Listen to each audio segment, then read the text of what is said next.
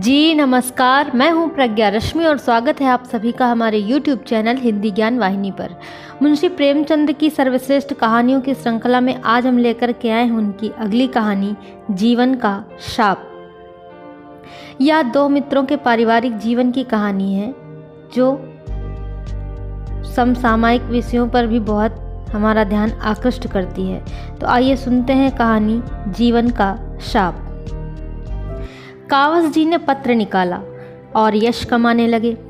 शाहपुर जी ने रुई की दलाली शुरू की और धन कमाने लगे। कमाई दोनों ही कर रहे थे, पर शाहपुर जी प्रसन्न थे, कावस जी विरक्त। शाहपुर जी को धन के साथ सम्मान और यश आप ही आप मिल जाता था, लेकिन कावस जी को यश के साथ धन दूरबीन से देखने पर भी दिखाई न देता था। इसलिए शाहपुर जी के जीवन में शांति थी, सहृदयता थी, आशीर्वाद था, क्रीड़ा थी। कावस जी के जीवन में अशांति थी, कटुता थी, निराशा थी और उदासीनता भी थी। धन को तुच्छ समझने की वह बहुत चेष्टा करते थे, लेकिन प्रत्यक्ष को कैसे झुठला देते। शाहपुर जी के घर में विराजने वाले सौजन्य और शांति के सामने उन्हें अपने घर के कलह और फूहड़पन से घृणा होती थी। मृदुभाषिणी मिसेज शाहपुर के सामने उन्हें अपनी गुलशन बानो संकीर्णता और ईर्ष्या का अवतार सी लगती थी। शाहपुर जी घर में आते तो शीरीबाई मृदुहास्य से उनका स्वागत करती। वह खुद दिन भर के थके मांदे घर आते तो गुलशन अपना दुखड़ा सुनाने बैठ जाती और उनको खूब फटकारे बताती। तुम भी अपने को आदमी कहते हो? मैं तो तुम्हें बैल समझती हूँ। बैल बड़ा मेहनती है, गरीब है, संतोषी है, माना, लेकिन उसे विवाह करने का क्या हक था?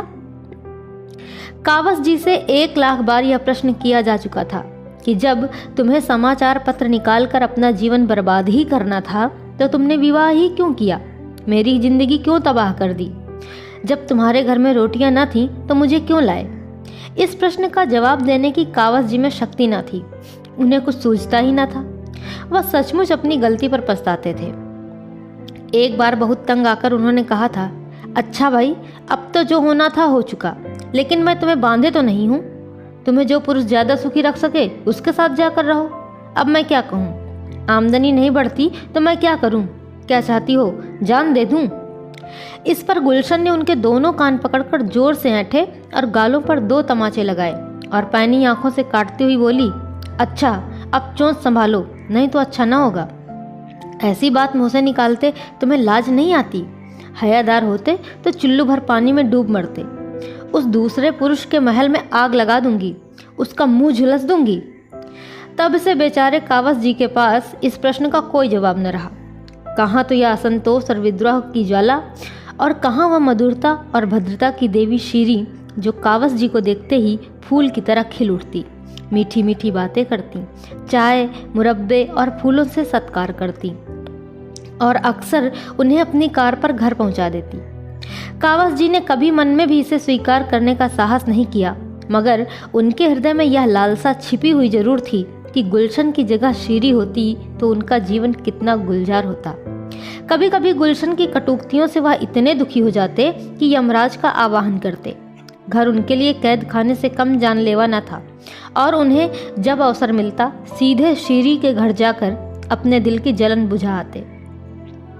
एक दिन कावस जी सवेरे गुलशन से झल्ला कर शाहपुर जी के टेरेस में पहुंचे तो देखा शीरी बानू की आंखें लाल हैं और चेहरा भी भभराया हुआ है, जैसे अभी रोकर ही उठी हूँ। कावस जी ने चिंतित होकर पूछा, आपका जी कैसा है? बुखार तो नहीं आ गया? शीरी ने दर्द भरी आंखों से देखकर रोनी आवाज से कहा, नहीं, बुखार तो नहीं है, और कम से कम देह का बुखार तो बिल्कुल भी नहीं है।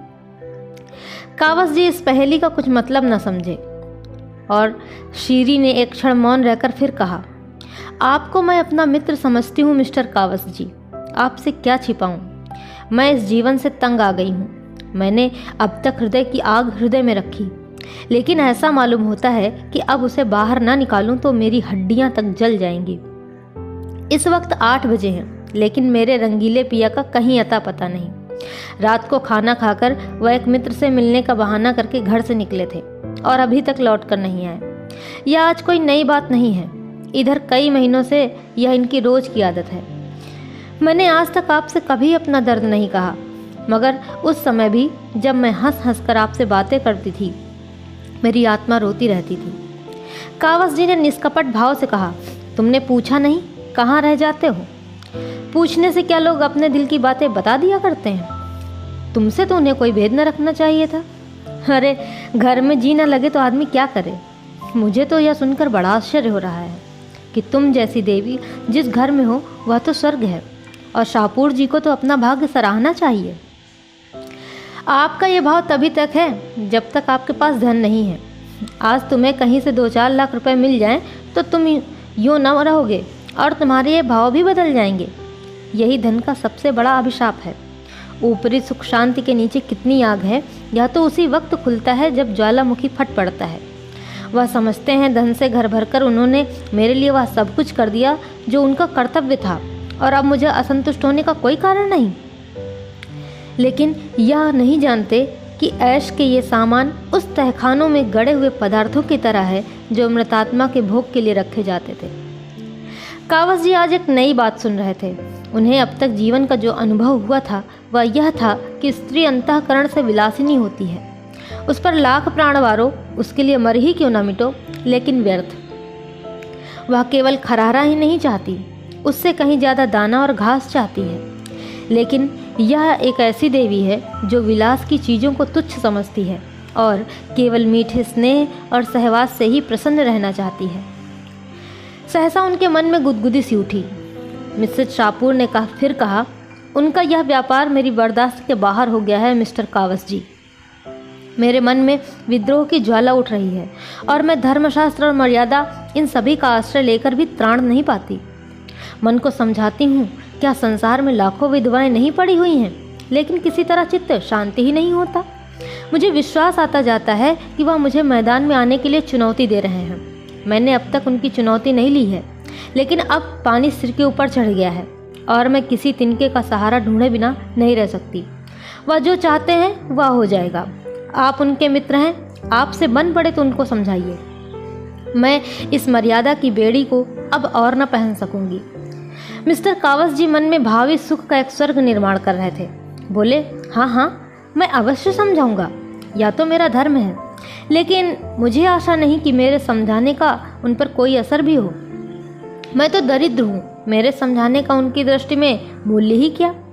यूँ वह मेरे ऊपर बड़ी कृपा रखते हैं, बस उनकी यही आदत मुझे नहीं पसंद। तुमने इतने दिनों बर्दाश्त किया, यही आश्चर्य है। कोई दूसरी औरत तो एक दिन न सहती। थोड़ी बहुत यह आदत सभी पुरुषों में होती है, लेकिन ऐसे पुरुषों की स्त्रियां भी वैसी ही होती हैं, कर्म से ना सही मन से ही सही।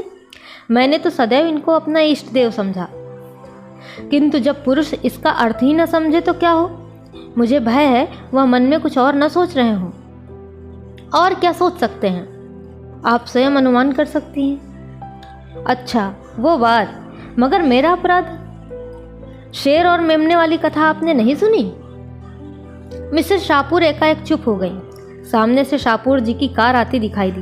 उन्होंने कावस जी को ताकीद और विनय भरी आंखों से देखा और दूसरे द्वार के कमरे से निकलकर अंदर चली गई। मिस्टर शाहपुर लाल आंखें किए कार से उतरे और मुस्कुराकर कावस जी से हाथ मिलाया। स्त्री की भी आंखें लाल थीं, पति की भी आंखें लाल, एक रुदन से, दूसरी रात की खुमारी से। शाहपुर जी ने हैट उतार कर खूंटी पर लटकाते हुए कहा, क्षमा कीजिएगा, मैं रात को एक मित्र के घर सो गया था। दावत थी, खाने में देर हुई तो मैंने सोचा अब कौन घर जाए। कावस जी ने व्यंग मुस्कान के साथ कहा, किसके यहाँ दावत थी? मेरे रिपोर्टर ने तो कोई खबर नहीं दी। जरा मुझे नोटबुक तो करा दीजिए। और उन्होंने जेब से नोटबुक निकाल ली। शाहपुर जी ने सतर्क होकर कहा, ऐसी कोई बड़ी दावत नहीं थी जी, 2-4 मित्रों का प्रीति भोज था बस। फिर भी समाचार तो जानना ही चाहिए। जिस प्रीति भोज में आप जैसे प्रतिष्ठित लोग शरीक हो वह साधारण बात तो नहीं हो सकती। क्या नाम है मेजबान साहब का? आप चौंकेंगे तो नहीं, बताइए तो। मिस गौहर। मिस गौहर? जी हाँ। आप चौंके क्यों? क्या आप इसे तस्लीम नहीं करते कि दिन भर पे आने पाई से सिर मारने के बाद मुझे कुछ मनोरंजन करने का भी अधिकार है? नहीं तो यह जीवन भार ना हो जाए। मैं इसे नहीं मानता। क्यों? इसलिए कि मैं मनोरंजन को अपनी ब्याहता स्त्री के प्रति अन्याय समझता हूँ। शाहपुर जी नकली हंसी हंसे। यही दकियानूसी बात। आपको मालूम होना चाहिए, आज का समय ऐसा कोई बंधन स्वीकार नहीं करता, और मेरा ख्याल है कि कम से कम इस विषय में आज का समाज एक पीढ़ी पहले के समाज से कहीं परिष्कृत है। अब देवियों का यह अधिकार स्वीकार किया जाने लगा है, यानी देवियां पुरुषों पर हुकूमत कर सकती हैं, उसी तरह जैसे पुरुष देवियों पर हुकूमत कर सकते हैं। मैं इसे नहीं मानता। पुरुष स्त्री की मुहताज नहीं है, स्त्री पुरुष की मुहताज है। आपका आशय यही तो है कि स्त्री अपने भरण पोषण के लिए पुरुष पर अवलंबित है। लेकिन अगर आप इन शब्दों में कहना चाहते हैं तो मुझे कोई आपत्ति नहीं, मगर अधिकार की बागडोर जैसे राजनीति में, वैसे ही समाज नीति में धन बल के हाथ रही है और रहेगी। और अगर दैव योग से धनोपार्जन का काम स्त्री कर रही हो और पुरुष कोई काम न मिलने के कारण घर बैठा हो, तो स्त्री को यह अधिकार है कि वह अपना मनोरंजन जिस तरह चाहे करे। मैं स्त्री को यह अधिकार नहीं दे सकता। तो फिर यह आपका अन्याय है।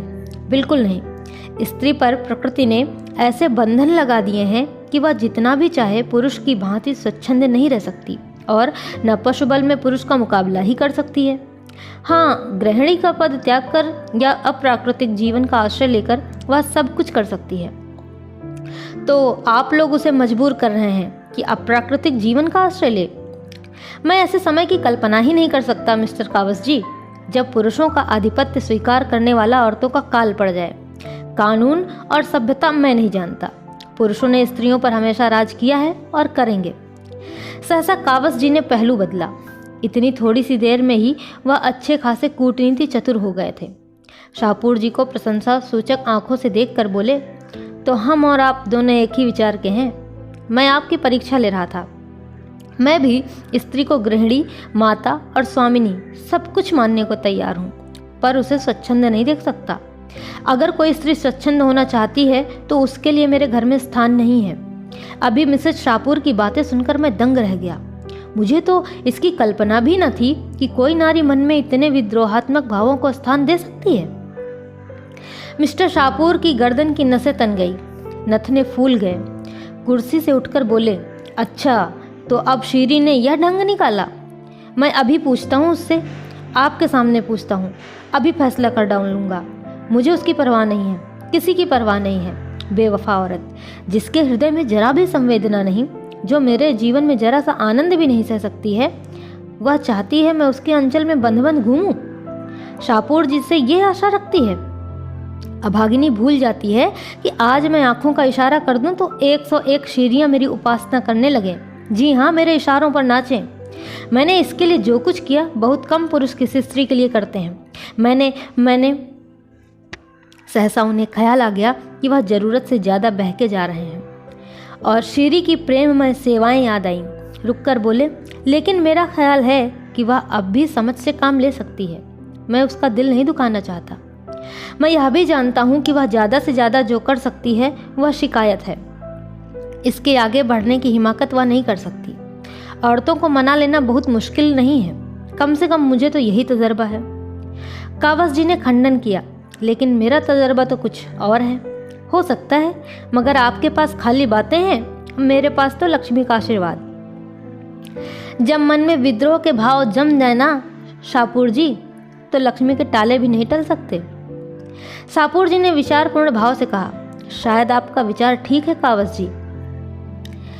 कई दिन के बाद कावस जी की शीरी से पार्क में मुलाकात हुई। वह इसी अवसर की खोज में भी थे। उनका मन का स्वर्ग तैयार हो चुका था, केवल उसमें शीरी को प्रतिष्ठित करने की कसर थी। उस शुभ दिन की कल्पना में वह पागल से हो रहे थे। गुलशन को उन्होंने उसके मायके भेज दिया था। भेज क्या दिया था, वह रूठकर खुद ही चली गई थी। जब शीरी उनकी दरिद्रता का स्वागत कर रही है तो गुलशन की खुशामद क्यों की जाए। लपक कर शीरी से हाथ मिलाया और बोले, आप खूब मिली, मैं तो वहाँ जाने वाला था। शीरी ने गिला करते हुए कहा, आपकी राह देखते देखते आंखें थक गई। आप भी जवानी हमदर्दी ही करना जानते हैं। आपको क्या खबर, इन कई दिनों में मेरी आंखों से कितने आंसू बहे हैं। कावस जी ने शीरी बानू की उत्कंठापूर्ण मुद्रा देखी, जो बहुमूल्य रेशमी साड़ी आब से और भी दमक उठी थी, और उनका हृदय अंदर से बैठता हुआ जान पड़ा। उस छात्र की सी दशा हुई जो आज अंतिम परीक्षा पास कर चुका हो और जीवन का प्रश्न उसके सामने अपने भयंकर रूप में खड़ा हो। काश वह कुछ दिन और परीक्षाओं की भूलभुलैया में जीवन के स्वप्नों का आनंद ले सकता। उस स्वप्न के सामने यह सत्य कितना डरावना था। अभी तक कावस जी ने मधुमक्खी का शहद ही चखा था और इस समय वह उनके मुख पर मंडरा रही थी और वह डर रहे थे कि कहीं डंक न मार बैठे। दबी हुई आवाज़ से बोले, मुझे यह सुनकर बड़ा दुख हुआ। मैंने तो शाहपुर को बहुत समझाया था। शीरी ने उनका हाथ पकड़कर एक बेंच पर बैठा दिया और बोली, उन पर अब समझाने बुझाने का कोई असर न होगा और मुझे ही क्या गरज पड़ी है कि मैं उनके पांव सहलाती रहूं। आज मैंने निश्चय कर लिया है, अब उस घर में लौट कर न जाऊंगी। अगर उन्हें अदालत में जलील होने का शौक है तो मुझ पर दावा करें, मैं तैयार हूँ। मैं जिसके साथ नहीं रहना चाहती उसके साथ रहने के लिए ईश्वर भी मुझे मजबूर नहीं कर सकता। अदालत क्या कर सकती है? अगर तुम मुझे आश्रय दे सकते हो तो मैं तुम्हारी बनकर रहूंगी। तब तक तुम मेरे पास रहोगे। अगर तुम में इतना आत्मबल नहीं है तो मेरे लिए दूसरे द्वार खुल जाएंगे। अब साफ साफ बताओ, क्या वह सारी सहानुभूति जवानी थी? कावस जी ने कलेजा मजबूत करके कहा, नहीं नहीं शीरी, खुदा जानता है मुझे तुमसे कितना प्रेम है। तुम्हारे लिए मेरे हृदय में स्थान है। मगर गुलशन का क्या करोगे? उसे तलाक दे दूंगा। हाँ, यही मैं भी चाहती हूँ। तो मैं तुम्हारे साथ चलूंगी, अभी इसी दम। शाहपुर से अब मेरा कोई संबंध नहीं है। कावस जी को अपने दिल में कंपन का अनुभव हुआ। बोले, लेकिन अभी तो वहाँ कोई तैयारी भी नहीं है। मेरे लिए किसी तैयारी की जरूरत नहीं, तुम सब कुछ हो। टैक्सी ले लो, मैं इसी वक्त चलूंगी, बस। कावस जी टैक्सी की खोज में पार्क से निकले। वह एकांत में विचार करने के लिए थोड़ा सा समय चाहते थे। इस बहाने से उन्हें समय भी मिल गया। उन पर जब अब जवानी का वह नशा जो था, जो विवेक की आंखों पर छाकर बहुधा में गड्ढे में गिरा देता है, अगर कुछ नशा था तो अब तक हिरन हो चुका था। वह किस फंदे में गला डाल रहे हैं वह खूब समझते थे। शाहपुर जी उन्हें मिट्टी में मिला देने के लिए पूरी जोर लगाएंगे, यह भी उन्हें मालूम था। गुलशन उन्हें सारी दुनिया में बदनाम कर देगी, यह भी वह जानते थे। ये सब विपत्तियां झेलने को तैयार थे। शाहपुर की जबान बंद करने के लिए उनके पास काफ़ी दलीलें थीं। गुलशन को भी स्त्री समाज में अपमानित करने का उनके पास काफ़ी मसाला था। लेकिन डर था तो यह कि शीरी का यह प्रेम टिक सकेगा भी या नहीं। अभी तक शीरी ने केवल उनके सौजन्य का परिचय पाया है, केवल उनकी न्याय, सत्य और उदारता से भरी बातें सुनी है। इस क्षेत्र में शाहपुर जी से उन्होंने बाजी मारी है, लेकिन उनके सौंदर्य और उनकी प्रतिमा का जादू उनके बेसरो सामान घर में कुछ दिन रहेगा, इसमें उन्हें संदेह था। हलवे की जगह चुपड़ी रोटियां भी मिले तो आदमी सब्र कर सकता है, रूखी भी मिल जाए तो वह संतोष कर लेगा, लेकिन सूखी घास सामने देखकर तो ऋषि मुनि भी जामे से बाहर हो जाएंगे। शीरी उनसे प्रेम करती है, लेकिन प्रेम के त्याग की भी तो सीमा है। 2-4 दिन भावुकता के उन्माद में यह सब सब्र कर ले, लेकिन भावुकता भी तो कोई टिकाऊ चीज नहीं है ना। वास्तविकता के आघातों के सामने यह भावुकता कै दिन टिकेगी? उस परिस्थिति की कल्पना करके कावस जी कांप उठे। अब तक वह रनिवास में रही है, अब उसे एक खपरेल का कॉटेज मिलेगा जिसकी फर्श पर कालीन की जगह टाट भी नहीं। कहाँ वर्दीपोश नौकरों की पलटन, कहाँ एक बुढ़िया मामी की संदिग्ध सेवाएं जो बात बात पर भुनभुनाती है, धमकाती है, कोसती है। उनका आधा वेतन तो संगीत सिखाने वाला मास्टर ही खा जाएगा, और शाहपुर जी ने कहीं ज़्यादा कमीनापन से काम लिया तो उनको बदमाशों से पिटवा भी सकते हैं। पिटने से वह नहीं डरते, या तो उनकी फतह होगी, लेकिन शीरी की भोग लालसा पर कैसे भी जय पाए।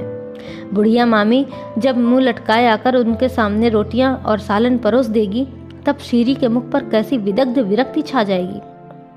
कहीं वह खड़ी होकर उनको और अपनी किस्मत को कोसने न लगे। नहीं नहीं, अभाव की पूर्ति सौजन्य से नहीं हो सकती। शीरी का वह रूप कितना विकराल होगा। सहसा एक कार सामने से आती दिखाई दी। कावस जी ने देखा शाहपुर जी बैठे हुए थे। उन्होंने हाथ उठाकर कार को रुकवा लिया और पीछे दौड़ते हुए जाकर शाहपुर जी से बोले, आप कहाँ जा रहे हैं? यूं ही जरा घूमने निकला था। शीरी बानू पार्क में है, उन्हें भी लेते जाइए।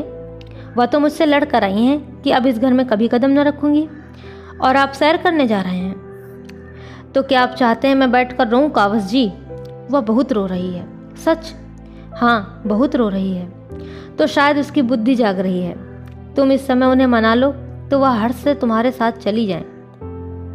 मैं परीक्षा करना चाहता हूँ कि वह बिना मनाए मानती हैं या नहीं। मैं बड़े असमंजस में पड़ा हुआ हूँ, मुझ पर दया करो, तुम्हारे पैरों पड़ता हूँ। जीवन में जो थोड़ा सा आनंद है उसे मनावन के नाट्य में नहीं छोड़ना चाहता शाहपुर जी। कार चल पड़ी और कावस जी कर्तव्य भ्रष्ट से वहीं खड़े रह गए। देर हो रही थी, सोचा कहीं शीरी यह न समझ ले कि मैंने भी उसके साथ दगा की, लेकिन जाऊं भी तो क्यों कर। अपने संपादकीय कुटीर में उस देवी को प्रतिष्ठित करने की कल्पना ही उन्हें हास्यास्पद लगी। वहाँ के लिए तो गुलशन ही उपयुक्त है। कुढ़ती है, कठोर बातें कहती है, रोती है, लेकिन वक्त से भोजन तो देती है, फटे हुए कपड़ों को रफू तो कर देती है। कोई मेहमान भी आ जाता है तो कितने प्रसन्न मुख से उसका आदर सत्कार करती है, मानो उसके मन में आनंद ही आनंद है। कोई छोटी सी भी चीज़ दे दी तो कितना फूल उठती है। थोड़ी सी तारीफ करके चाहे उससे गुलामी करवा लो। अब उन्हें अपनी जरा जरा सी बात पर झुंझला पड़ना, उसकी सीधी सी बातों का टेढ़ा जवाब देना बहुत विकल करने लगा। उस दिन उसने यही तो कहा था कि उसकी छोटी बहन की सालगिरह पर कोई उपहार भेजना चाहिए। इसमें बरस कर पड़ने वाली कौन सी बात थी। माना वह अपना संपादकीय नोट लिख रहे थे, लेकिन उनके लिए संपादकीय नोट जितना महत्व रखता है, क्या गुलशन के लिए उपहार भेजना उतना ही या उससे ज़्यादा महत्व नहीं रखता। बेशक उनके पास रुपए न थे, तो क्या वह मीठे शब्दों में यह नहीं कह सकते थे कि डार्लिंग मुझे खेद है, अभी हाथ खाली है, 2-4 रोज में मैं कोई प्रबंध कर दूंगा। यह जवाब सुनकर वह चुप हो जाती, और अगर कुछ भुनभुना ही लेती तो उनका क्या बिगड़ जाता था। अपनी टिप्पणियों में वह कितनी शिष्टता का व्यवहार करते हैं। कलम जरा भी गर्म पड़ जाए तो गर्दन नापी जाए। गुलशन पर वह क्यों बिगड़ जाते हैं? इसलिए कि वह उनके अधीन है और उन्हें रूठ जाने के सिवा कोई दंड नहीं दे सकती। कितनी नीच कायरता है कि हम सबलों के सामने दुम हिलाएं और जो हमारे लिए अपने जीवन का बलिदान कर रही है उसे काटने दौड़ें। सहसा एक तांगा आता हुआ दिखाई दिया और सामने आते ही उस पर से एक स्त्री उतरकर उनकी ओर चली। अरे यह तो गुलशन है। उन्होंने आतुरता से आगे बढ़कर उसे गले लगा लिया और बोले, तुम इस वक्त यहाँ कैसे आई? मैं अभी अभी तुम्हारा ही ख्याल कर रहा था। गुलशन ने गदगद कंठ से कहा, तुम्हारे ही पास जा रही थी। शाम को बरामदे में बैठी तुम्हारा लेख पढ़ रही थी। ना जाने कब झपकी आ गई और मैंने एक बुरा सपना देखा। मारे डर के तो मेरी नींद ही खुल गई और तुमसे मिलने चल पड़ी। लेकिन इस वक्त यहाँ कैसे खड़े हो? कोई दुर्घटना तो नहीं हो गई? रास्ते भर मेरा कलेजा धड़क रहा था। कावस जी ने आश्वासन देते हुए कहा, मैं तो बहुत अच्छी तरह हूँ। तुमने क्या स्वप्न देखा था? मैंने देखा जैसे तुमने एक रमणी को कुछ कहा है और वह तुम्हें बांध कर घसीटे लिए जा रही है। कितना बेहुदा स्वप्न है, और तुम्हें इस पर विश्वास भी आ गया। मैं तुमसे कितनी बार कह चुका हूँ कि स्वप्न केवल चिंतित मन की क्रीड़ा है। तुम मुझसे कुछ छिपा रहे हो। कोई ना कोई बात हुई है जरूर। तुम्हारा चेहरा बोल रहा है। अच्छा, तुम इस वक्त यहाँ क्यों खड़े हो? या तो तुम्हारे पढ़ने का समय है। यूं ही जरा घूमने चला आया था। झूठ बोलते हो। खा जाओ मेरे सिर की कसम। अब तुम्हें एतबार ही ना आए तो मैं क्या करूं? तो कसम क्यों नहीं खाते? कसम को मैं झूठ का अनुमोदन समझता हूँ। गुलशन ने फिर उनके मुख पर तीव्र दृष्टि डाली, फिर एक क्षण के बाद बोली, अच्छी बात है, चलो घर चलें। कावस जी ने मुस्कुराकर कहा, तुम फिर मुझसे लड़ाई करोगी? सरकार से लड़कर भी तो तुम सरकार की अमलदारी में रहते हो कि नहीं? मैं भी तुमसे लड़ूंगी, मगर तुम्हारे साथ रहूंगी। हम इसे कब मानते हैं कि यह सरकार की अमलदारी है? या तो मुंह से कहते हो, तुम्हारा रोआ रोआ इसे स्वीकार करता है, नहीं तो तुम इस वक्त जेल में होते। अच्छा चलो, मैं थोड़ी देर में आता हूँ। नहीं, मैं अकेली नहीं जाने की। आखिर सुनूं तो तुम यहाँ क्या कर रहे हो? कावस जी ने बहुत कोशिश की कि गुलशन वहाँ से किसी तरह चली जाए, लेकिन वह जितना ही इस पर जोर देते थे उतना ही गुलशन का आग्रह भी बढ़ता जाता था। आखिर मजबूर होकर कावस जी को शीरी और शाहपुर के झगड़े का वृतांत कहना ही पड़ा। यद्यपि इस नाटक में उनका अपना जो भाग था उसे उन्होंने बड़ी होशियारी से छिपा देने की चेष्टा की। गुलशन ने विचार करके कहा, तो तुम्हें भी यह सनक सवार हो गई? कावस जी ने तुरंत प्रतिवाद किया, कैसी सनक? मैंने क्या किया? अब यह तो इंसानियत नहीं है कि एक मित्र की स्त्री मेरी सहायता मांगे और मैं बगले झांकने लगूं। झूठ बोलने के लिए बड़ी अक्ल की जरूरत होती है प्यारे, और वह तुम में नहीं है, समझे? चुपके से जाकर शेरी बानू को सलाम करो और कहो कि आराम से अपने घर में बैठे। सुख कभी संपूर्ण नहीं मिलता। विधि इतना घोर पक्षपात नहीं कर सकता। गुलाब में कांटे होते ही हैं। अगर सुख भोगना है तो उसके दोषों के साथ भोगना पड़ेगा। अभी विज्ञान ने कोई ऐसा उपाय नहीं निकाला कि हम सुख की कांटों को अलग कर सकें। मुफ्त का माल उड़ाने वाले को अय्यासी के सिवा और सूझेगी क्या? अगर धन सारी दुनिया का विलास मोल ना लेना चाहे तो वह धन ही कैसा? शीरी के लिए भी क्या वे द्वार खुले नहीं हैं? शाहपुर जी के लिए जो खुले हैं, उससे कहो शाहपुर के घर में रहे, उनके धन को भोगे और भूल जाए कि वह शाहपुर की स्त्री है, उसी तरह जैसे शाहपुर भूल गया है कि वह शीरी का पति है। जलना और कुढ़ना छोड़कर विलास का आनंद लूटे। उसका धन एक से एक रूपवान विद्वान नवयुवकों को खींच लाएगा। तुमने ही एक बार मुझसे कहा था कि एक जमाने में फ्रांस में धनवान विलासिनी महिलाओं का समाज पर आधिपत्य था। उनके पति सब कुछ देखते थे और मुंह खोलने का साहस न करते थे। और मुंह क्या खोलते, वे खुद इसी धुन में मस्त थे। यही धन का प्रसाद है। तुमसे ना बने तो चलो मैं शीरी को समझा दूं। अय्याश मर्द की स्त्री अगर अय्याश ना हो तो यह उसकी कायरता है, लतखोरपन है। कावस जी ने चकित होकर कहा, लेकिन तुम भी तो धन की उपासक हो। गुलशन ने शर्मिंदा होकर कहा, यही तो जीवन का शाप है। हम उस चीज पर लपकते हैं जिसमें हमारा अमंगल है, सत्यानाश है। मैं बहुत दिन पापा के इलाके में रही हूँ। चारों तरफ किसान और मजदूर रहते थे। बेचारे दिन भर पसीना बहाते थे, शाम को घर जाते। अय्याशी और बदनामी का कहीं नाम निशान न था। और यहाँ शहर में देखती हूँ कि सभी बड़े घरों में यही रोना है। सबके सब हथकंडों से पैसे कमाते हैं और अस्वाभाविक जीवन बिताते हैं। आज तुम्हें कहीं से धन मिल जाए तो तुम भी शाहपुर बन जाओगे, निश्चय। इतना कह करके वे दोनों शीरी को समझाने चल पड़ते हैं और कहानी यहीं पर समाप्त हो जाती है। आशा करते हैं कि आपको कहानी ज़रूर अच्छी लगी होगी। ऐसी ही बेहतरीन कहानियों को सुनने के लिए हमारे साथ जुड़े रहिए। बहुत बहुत धन्यवाद। नमस्कार।